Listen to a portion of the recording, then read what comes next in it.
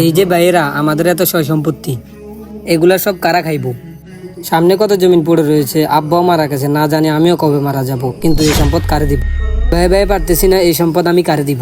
ভাই আমারে দিয়েন। ভাই আমারে দিন। ভাই আমারে দিন। ভাই আমারে দিয়েন। তো আমাকে সবারে দেখি জমি লাগবো। আচ্ছা ঠিক আছে, আমার একটা শর্ত আছে, যে এই শর্ত পালন করতে পারবে তাকে সব জমি দিয়ে দিব। কি সত্য ভাই? কি সত্য ভাই? কি সত্য ভাই? আচ্ছা ঠিক আছে বলতেছি, যে আমাকে জান্নাতের মাটি এনে দিতে পারবো তাকে সব জমি দিয়ে দিব। আমি পারবো।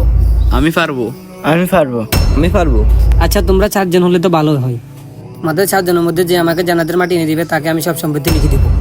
ঠিক আছে ভাই। আমিন।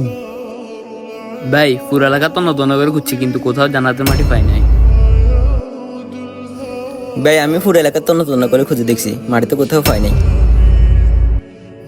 কি তুমিও পাও না জান্নাতের মাটি? ভাই আমিও পাই নাই। কি তুমিও পাও নাই? হ্যাঁ ভাই, পাইছি, এনেন জান্নাতের মাটি।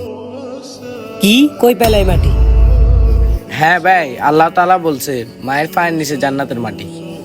এই জন্য ভাই মায়ের পায়ের নিচ থেকে জান্নাতের মাটি নিয়ে আইছি।